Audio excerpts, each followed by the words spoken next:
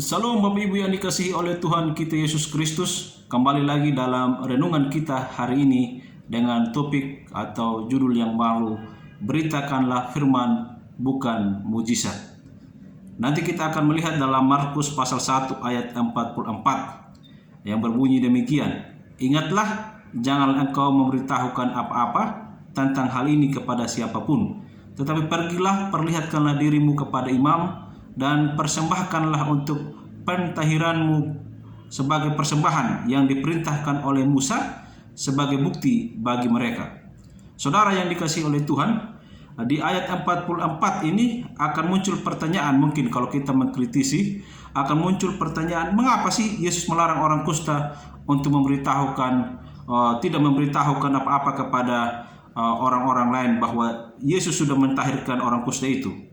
Bukankah kalau kita melihat di dalam ayat 1 sampai 43 bagaimana Yesus Kristus melakukan pekerjaan Tuhan yang luar biasa?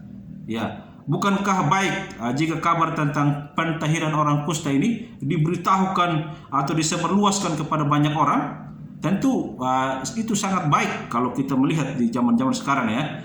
Jikalau kita berpikir seperti manusia biasa, bukankah menyebarkan berita tentang orang kusta ini akan mendapat respon yang baik atau positif?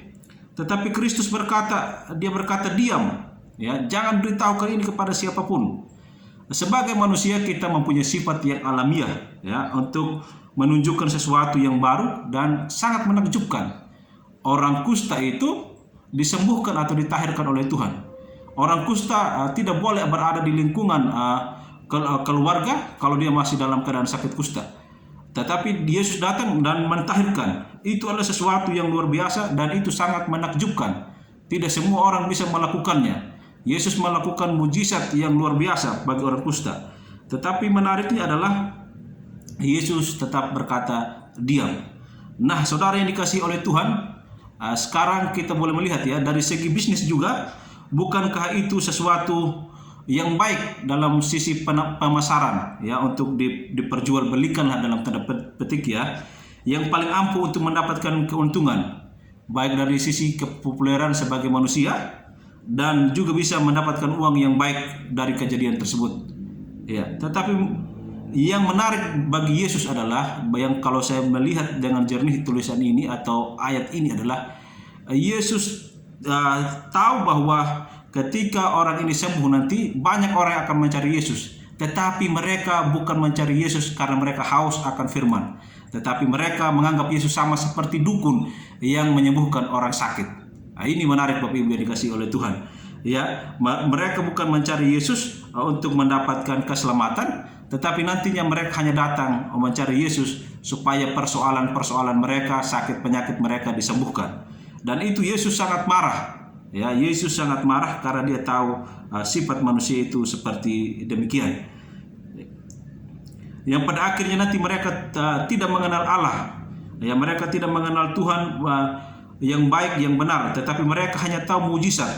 Inilah salah satu alasan kenapa Yesus melarang orang itu, si kusta itu, untuk jangan menceritakan bahwa Tuhan sudah menyembuhkan. Tuhan Yesus menyuruh orang kusta itu untuk tidak memberitahukan akan hal itu. Tuhan ingin murid-muridnya untuk mengajarkan firman yang utama, ya, firman yang terutama dan utama. Mujizat itu bukanlah yang terutama di dalam setiap pemberitaan.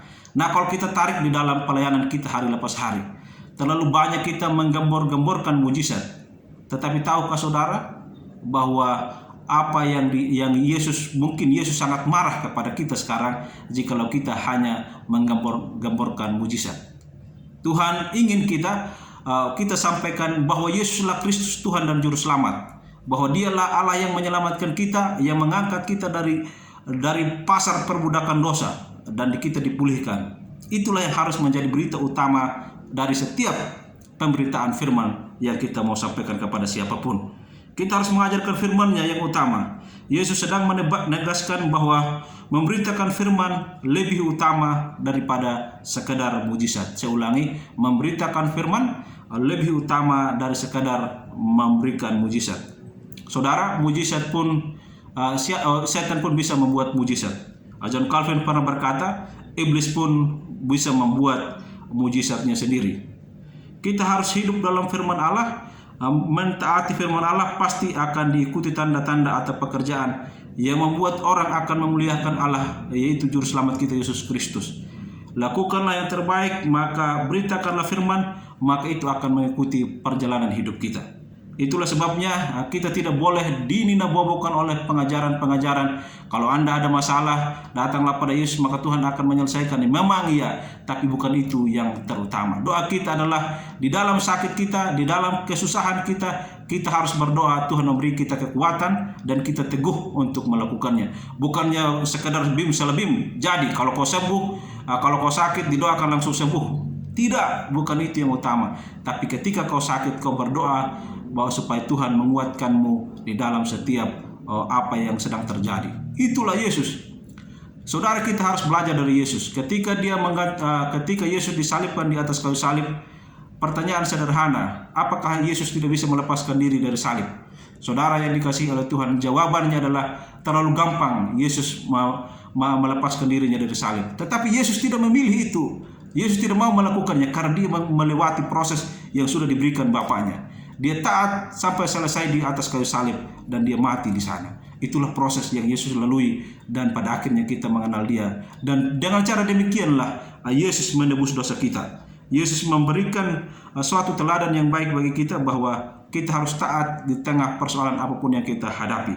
Bukan kita harus berdoa supaya Tuhan melepaskan. Tidak begitu caranya. Tapi kita harus biasakan diri kita untuk berdoa supaya Tuhan kuatkan di tengah persoalan apapun, ya, di tengah persoalan apapun dalam hidup kita. Di dalam ayat 44 ini Tuhan Yesus memerintahkan untuk memberitahu kepada imam-imam untuk mempersembahkan persembahan pantahiran yang diperintahkan Musa sebagai bukti bagi mereka. Yesus datang tidak melanggar hukum Taurat, tetapi dia datang menggenapi hukum Taurat.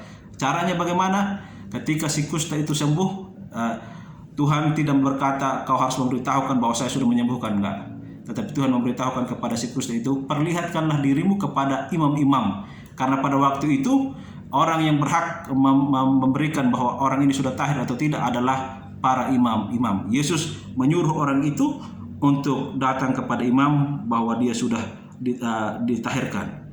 Dari perenungan yang kita renungkan hari ini adalah kita secara sebagai pribadi, sebagai gereja atau gereja secara umum, marilah kita mengikuti teladan Yesus Kristus, ya, untuk tidak menggambor-gamborkan mujizat. Kalau kata Bapak Presiden, ya, bahwa kalau kita sering menggamborkan mujizat itu Tuhan tidak suka, ya, Bapak Ibu yang dikasihi oleh Tuhan. Tapi mari kita beritakan firman, ya, firman Allah yang hidup, yang mampu mempertobatkan manusia. Mujizat kesembuhan tidak mampu mempertobatkan manusia seutuhnya. Saya ulangi kalimat ini, mujizat kesembuhan atau apapun tidak mampu mempertobatkan manusia seutuhnya. Di zaman Tuhan Yesus itu sudah terjadi, Bapak Ibu yang dikasihi oleh Tuhan. Apalagi di zaman sekarang, ya, kita hanya mengikut-ikut gaya Tuhan, kan? Walaupun kita harus mengikuti teladan Yesus dalam hal-hal apapun. Tapi kita lihat di dalam Alkitab, ada 10 orang kusta. Nah, Yesus menyembuhkan 10 orang kusta. Tahukah saudara, yang balik mengikuti Yesus hanya 1 orang. Ya, hanya 1 orang yang balik mengikuti Yesus. Yang 9 itu pergi tak tahu di mana rimbanya. Bagi saya atau bagi kita semua, bagi saya pribadi adalah mujizat itu jangan digambor-gamborkan, tapi beritakanlah firman yang menguatkan, yang meneguhkan kita. Sebagai hamba Tuhan, saya mengajak kita semua untuk tidak lagi mendengar firman-firman yang hanya menyenangkan telinga, tetapi tidak membawa perubahan dalam hidup kita. Mujizat, apakah Yesus pernah melakukan mujizat? Yes.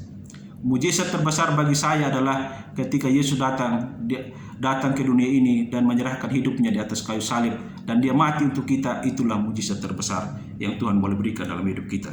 Oleh karena itu, saudara yang dikasihi, mari kita beritakan Yesus yang mati, Yesus yang lahir, Yesus yang mati, Yesus yang bangkit, dan dia lakukan itu untuk saya dan saudara. Mari kita beritakan itu bahwa Yesuslah Tuhan dan juru selamat kita satu-satunya.